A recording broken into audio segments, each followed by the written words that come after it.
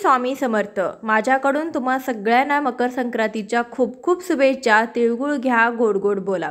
मकर संक्रांत हा सण सौभाग्यवती स्त्रियांसाठी अत्यंत विशेष असतो। या दिवशी सौभाग्यवती स्त्रिया या साज शृंगार करून घरामध्ये सुळगड पूजन करतात, मंदिरामध्ये व्यवसायाला जातात, हळदी कुंकू करतात।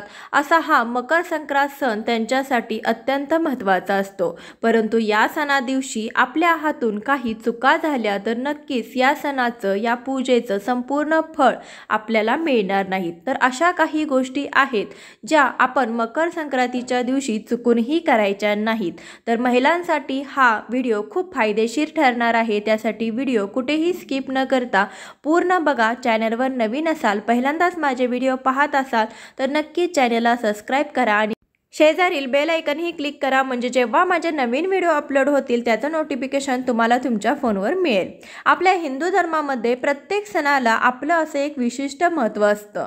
नवीन वर्षात म्हणजे नवीन इंग्रजी वर्षात जानेवारी महिन्यात पहिला सण असतो तो म्हणजे मकर संक्रांत। आणि प्रत्येक महिन्यात ग्रहांचा राजा सूर्य जेव्हा जेव्हा एका राशीतून दुसऱ्या राशीत जातो त्याला संक्रांत असं म्हटलं जातं। यानुसार वर्षात सूर्य संक्रांत ही 12 वेळा असते, पण जेव्हा जानेवारी महिन्यात सूर्यदेव धनु राशीतून मकर राशीमध्ये प्रवेश करतात तेव्हा त्याला मकर संक्रांती असं म्हटलं जातं।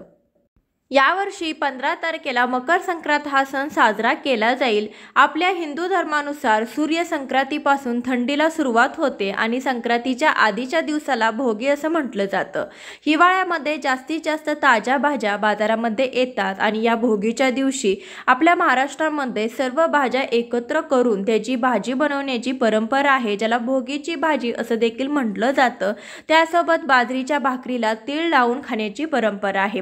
तर आदल्या दिवशी तर मी काही नियम सांगणार आहे, ते नियम भोगीला, संक्रांतीला आणि किंक्रांतीला देखील आपल्याला पाळायचे आहे, कारण की संक्रांत हा सण 3 दिवसीय असतो, तर 3 दिवस ही आपल्याला हे नियम पाळायचे आहेत। तर पहिला सण येतो तो म्हणजे भोगी, म्हणजे संक्रांतीच्या आदल्या दिवशी। तर संक्रांतीच्या आदल्या दिवशी आपण काय करतो, संक्रांतीच्या आदल्या दिवशी आपण घरामध्ये भोगीची भाजी करतो, बाजरीची भाकरी करतो आणि याचा बेत असतो। तर भोगीची भाजी करत असताना किंवा बाजरीची भाकरी करत असताना त्याला जे तीळ लावले जातात, तर तीळ लावत असताना आपण काळ्या रंगाच्या तिळाचा म्हणजे काळ्या तिळाचा अजिबात वापर करायचा नाही, कारण की या वर्षीची जी मकर संक्रांत आहे ती काळ्या रंगावर आलेली आहे। काळ्या रंगावर आलेली आहे म्हणजे नेमकं काय, तर प्रत्येक वर्षी जी मकर संक्रांत असते म्हणजे संक्रांती जी देवी असते ती देवी प्रत्येक वर्षी वेगवेगळे वस्त्र परिधान करून येत असते। तर मागच्या वर्षी ती पिवळ्या रंगावर होती, तर या वर्षी ती काळ्या रंगावर आलेली आहे, म्हणजे प्रत्येक वर्षी तिचं वस्त्र, वाहन हे बदललं जातं। त्यावेळेस आपण तिने जे वस्त्र परिधान केलेले आहे त्या रंगाचा आपण या दिवशी या मकर संक्रांतीच्या सणामध्ये वापर करायचा नसतो, आपण ते वस्त्र परिधान करू नये अशी एक परंपरा, असे एक नियम पूर्वपास आपल्या पिढीमध्ये चालत आलेले आहेत। तर ते नियम आपण देखील पुढे चालवले पाहिजेत, कारण की यामागे काही ना काही शास्त्र नक्कीच असतं। पहिल्यापासून जे घडत आलेले आहे ते नियम आपण डावलणे योग्य नाही। तर पहिल्यापासून घडत आलेल्या नियमानुसार या वर्षीची मकर संक्रांत काळ्या रंगावर आलेली आहे, त्यासाठी आपण भोगीच्या दिवशी भाकरीला जे काही तीळ लावणार आहे तर ते तीळ आपण काळे तीळ लावायचे नाही, त्याऐवजी आपण पांढऱ्या तिळाचा वापर करायचा आहे, किंवा भाजीमध्ये देखील तुम्ही काळ्या तिळाचा वापर करू नये।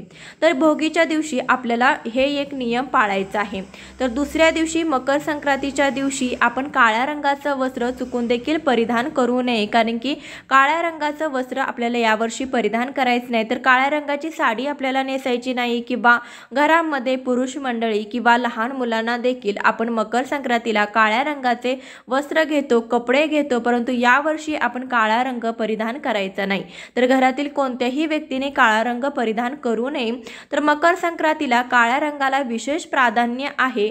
तर मकर संक्रांतीच्या वेळेस काळ्या रंगाची साडी घातली जाते, त्यानंतर त्यावरती हलव्याचे दागिने घातले जातात, कारण काही मकर संक्रांतीच्या वेळेस थंडी जास्त असते आणि काळा रंग हा आपल्याला ऊब देत असतो आणि शरीराला उबदार ठेवत असतो। त्यासाठी मकर संक्रांतीला काळ्या रंगाची वस्त्र परिधान करण्याची परंपरा आहे, कारण की इतर कोणत्याही सणाच्या दिवशी आपण काळा रंग वापरत नाही, कारण की काळ्या रंगाला अशुभ मानलं जातं। तर हिंदू धर्मशास्त्रानुसार काळा रंग वापरला जात नाही, परंतु या मकर संक्रांतीला आपण काळा रंग हा आवर्जून घालतो। परंतु या वर्षीची मकर संक्रांत काळ्या रंगावर आल्याने आपण यावर्षी काळ्या रंगाचं वस्त्र चुकून देखील परिधान करायचं नाही।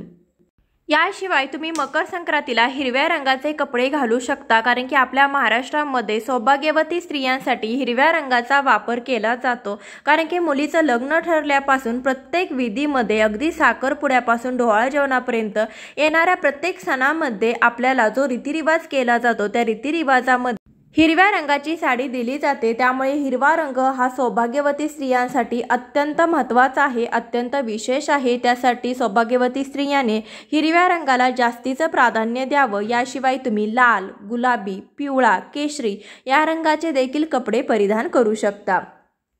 यावर्षी व्यवसायाला जात असताना आपल्याला काळ्या रंगाची साडी घालायची नाही किंवा हळदी कुंकवाच्या कार्यक्रमाला देखील आपल्याला यावर्षी काळ्या रंगाची साडी घालायची नाही, कारण की मकर संक्रांतीपासून रथसप्तमीपर्यंत हे हळदी कुंकू केलं जातं आणि हळदी कुंकवाच्या कार्यक्रमामध्ये आपण काळ्या रंगाची वस्त्र घालतो, काळ्या रंगाची मकर संक्रांतीला साडी घालतो, हलव्याचे दागिने घालतो। परंतु यावर्षी आपल्याला काळ्या रंगाची साडी घालायची नाही।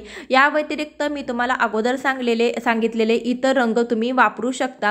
मकर संक्रांत झाली असेल तरी देखील तुम्ही जेव्हा मकर संक्रांतीचं म्हणून जेव्हा हळदी कुंकू कराल तर त्या हळदी कुंकवाला तुम्हाला काळ्या रंगाचं वस्त्र परिधान करायचं नाही। यानंतर जेव्हा आपण बोरन्हाण करू, म्हणजे लहान मुलांचा जो बोरन्हाण कार्यक्रम केला जातो त्यामध्ये आपण लहान मुलांना देखील काळ्या रंगाचे वस्त्र परिधान करतो आणि त्यांना हळव्याचे दागिने घालतो, तर त्यांना देखील आपल्याला काळ्या रंगाचे वस्त्र यावर्षी घालायचे नाही।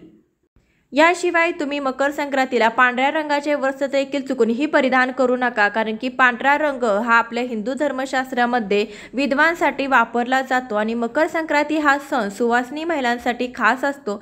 त्यासाठी या सणाला तुम्ही पांढऱ्या रंगाचं वस्त्र चुकून देखील परिधान करू नये। तर यावेळेस आपण जेव्हा मकर संक्रांतीला बांगड्या भरतो तेव्हा बांगड्या भरण्याचे देखील काही नियम आपल्याला पाळायचे आहेत, तर या चुका देखील आपल्या हातून होऊ नये।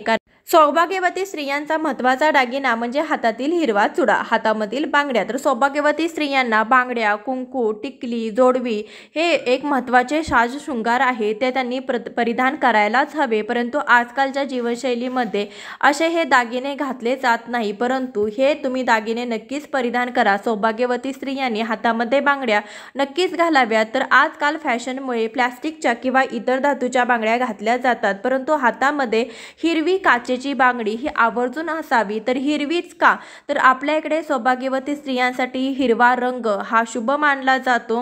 हिरव्या रंगाऐवजी तुम्ही लाल किंवा पिवळी किंवा इतर रंगाच्या जर तुम्ही बांगड्या घातल्या तर बघा आपल्याकडे फक्त सौभाग्यवती स्त्रिया हिरव्या बांगड्या घालतात। इतर स्त्रिया म्हणजे ज्या कुमारिका आहेत किंवा विधवा महिला लाल किंवा इतर रंगाच्या बांगड्या घालतात। त्यासाठी सौभाग्यवती स्त्रियाने फक्त आणि फक्त हिरव्या रंगाच्याच बांगड्या घालाव्यात। बांगड्या ह्या काचेच्या असाव्या। जेव्हा बांगड्याचा आवाज होतो तेव्हा घरामध्ये एक सकारात्मक ऊर्जा निर्माण होते, त्यासाठी बांगड्याचा आवाज नक्कीच व्हायला हवा। हातामध्ये काचेच्या बांगड्या तुम्ही 2 तरी नक्कीच घाला। मकर संक्रांती ह्या सौभाग्यवती स्त्रियांसाठी खास असलेल्या सणाला आपल्याला हातामध्ये बांगड्या घालत असताना कधीही त्या समप्रमाणात घालायच्या नाहीत। म्हणजे एका हातामध्ये तुम्ही जर 3 बांगड्या घातल्या तर दुसऱ्या हातामध्ये 4 घालायचे, एका हातामध्ये 6 बांगड्या घातल्या तर दुसऱ्या हातामध्ये 7 घालायचे, म्हणजे एका हातामध्ये एक चढती बांगडी आपल्याला घालायची आहे। कधीही समप्रमाणात बांगड्या घालू नये। यानंतरचा बांगड्या घालायचा नियम म्हणजे बांगड्या घालत असताना आपले दोन्ही हात पूर्णपणे रिकामे करू नयेत। एका हातामध्ये आपण बांगड्या तशाच ठेवाव्यात आणि त्यानंतर तुम्ही दुसऱ्या हातामध्ये बांगड्या घालाव्यात, किंवा तुम्हाला दोन्ही हातामधील बांगड्या काढायच्या असेल तर हातामध्ये एखादा लाल धागा बांधून घ्यावा, किंवा तुम्ही जर कासारणीकडे जाऊन बांगड्या भरत असाल तर तुम्ही लक्ष देऊन एकदा नक्कीच बघा, कारण की कासारीण ही पहिल्यांदा हातामध्ये बांगड्या भरते आणि त्यानंतर जुन्या बांगड्या फोडते, त्यासाठी हात रिकामे करून कधी देखील बांगड्या भरल्या जात नाही। तुम्ही जर कासारणीकडे जाऊन जर बांगड्या भरत असाल तर हे नियम तुम्हाला नक्कीच माहीत असतील। याशिवाय हातामध्ये पिचकी बांगडी देखील अजिबात ठेवू नये। सौभाग्यवती स्त्रियाने हातामध्ये पिचकी बांगडी ठेवायची नाही। हातामधील बांगडी पिचकलेली असेल तर तुम्ही ते लगेच काढून टाका। तर जेव्हा बांगड्या भरताल तर त्या बांगड्या भरत असताना या नियमांचं पालन तुम्ही नक्कीच भरा। मकर संक्रांती या दिवशी या सणाला हातामध्ये लाखेचा चुडा भरणं देखील अत्यंत शुभ मानलं जातं। त्यासाठी तुम्ही एक का होईना लाखेची बांगडी हातामध्ये नक्की भरू शकता। तर बांगड्या भरताना आपल्याला या नियमांचं नक्कीच पालन करायचं आहे। मकर संक्रांतीच्या दिवशी घरामध्ये कांदा लसूण चुकूनही वापरू नये। याशिवाय या दिवशी मांसाहार देखील चुकूनही करू नये। या दिवशी कसलंही मद्यपान किंवा व्यसन हे अजिबात करू नये। याशिवाय या दिवशी वाद घालणे, भांडण, तंटा, कलह हा अजिबात करू नये। या दिवशी आपण पतीशी देखील चुकूनही वाद घालू नये किंवा भांडण करू नये। मकर संक्रांत हा सण सुवासिनी महिलांसाठी खास असतो आणि आपल्याला या सणा दिवशी मंदिरामध्ये जायचं असतं। तर त्यावेळेस आपण आपल्याकडे काही कारणास्तव किंवा आपल्याला कोणती गोष्ट कमी पडले किंवा काही नाही मिळालं तर जेव्हा महिलांचा हा संताप उडतो आणि त्या पतीशी भांडतात, परंतु हा सण अखंड सौभाग्य प्राप्तीसाठी आपण करत असतो। त्यासाठी प्रत्येक महिलेने हे आवर्जून लक्षात ठेवावे, कारण की मकर संक्रांतीच्या दिवशी पतीशी वाद घालणे किंवा भांडण करणे देखील टाळावं। तसेच या दिवशी तुळशीची पानं देखील तोडू नयेत। या दिवशी तुळशीची पूजा केली जाते। आपण तुळशीमध्ये देखील एक सुगड ठेवत असतो, परंतु या दिवशी तुळशीची पाने तोडली जात नाही। तर आपण म्हणू की या दिवशी धड एकादशीही नाही, रविवारही नाही, तर मग आपण तुळशीची पानं का तोडायची नाही? तर या दिवशी मकर संक्रांतीला कोणत्याही झाडाची पाने तोडू नयेत। यासाठी आपण मकर संक्रांतीला तुळशीची पानं देखील तोडायची नाहीत किंवा कोणतीही झाडे तोडायची नाहीत। मकर संक्रांतीच्या दिवशी उशिरापर्यंत झोपणं टाळायचं आहे। या दिवशी आपल्याला सूर्योदयाच्या अगोदर उठायचं आहे, कारण की मकर संक्रांत हा सण सूर्यदेवाला समर्पित असतो आणि या दिवशी आपल्याला सूर्योदयाच्या अगोदर उठून स्नान करायचं आहे। या दिवशी पवित्र नदी स्नान करण्यालाही विशेष महत्त्व आहे। तुम्हाला शक्य असेल तर तुम्ही पवित्र नदीमध्ये स्नान करू शकता किंवा तुम्ही घरामध्ये स्नान करत असताना अंघोळीच्या पाण्यामध्ये थोडेसे तीळ आणि गंगाजळ टाकून तुम्ही स्नान करू शकता। अंघोळीच्या पाण्यात तीळ टाकत असताना देखील आपण काळ्या तिळाचा वापर करायचा नाही, याऐवजी तुम्ही पांढरे तीळ टाकून तुम्ही स्नान करू शकता। या दिवशी आपण स्नान केल्याशिवाय कोणत्याही प्रकारचं अन्न सेवन करायचं नाही, काहीही खायचं नाही। न काही खाता पहिल्यांदा तुम्ही स्नान करायचं आहे, त्यानंतरच आपण काहीही जेवायचं आहे। याशिवाय या दिवशी घरामध्ये आलेल्या कोणत्याही व्यक्तीला, म्हणजे एखादा गरजू व्यक्ती असेल, भिकारी असेल, साधू संत असेल, तर अशा कोणत्याही व्यक्तीला घरामध्ये आलेल्या व्यक्तींचा अपमान करू नये, त्यांना कधीही रिकाम्या हाताने पाठवू नये। या दिवशी जर सवाशण महिला तुमच्या घरामध्ये आली तर नक्कीच तिला हळदी कुंकू द्यावे। तर असे काही नियम आहेत ते मकर संक्रांतीला तुम्ही नक्कीच पाळा, जेणेकरून तुमच्या पूजेचं तुम्हाला संपूर्ण फळ मिळेल। आजच्या व्हिडिओमध्ये आपण बरीचशी माहिती पाहण्याचा प्रयत्न केलेला आहे। व्हिडिओ कसा वाटला हे कमेंटद्वारे आवर्जून कळवा। जास्तीत जास्त लोकांपर्यंत नक्कीच पोहोचवा, म्हणजे त्यांच्याकडून देखील अशा काही चुका आहेत त्या होणार नाहीत। तुम्ही वेळात वेळ काढून हा व्हिडिओ पाहिला त्याबद्दल खूप खूप धन्यवाद। हा व्हिडिओ जेवढा जास्तीत जास्त शेअर कराल तेवढाच जास्तीत जास्त त्यांना फायदा होईल आणि कोणाच्याही हातून या काही छोट्या मोठ्या चुका होणार नाहीत। दिसायला छोटीशी जरी कामं असले तरी त्याचा संपूर्ण प्रभाव किंवा जास्तीत जास्त प्रभाव आपल्यावर होत असतो। त्यासाठी अशा काही चुका मकर संक्रांतीला चुकूनही करू नये। श्री स्वामी समर्थ। जय जय स्वामी समर्थ।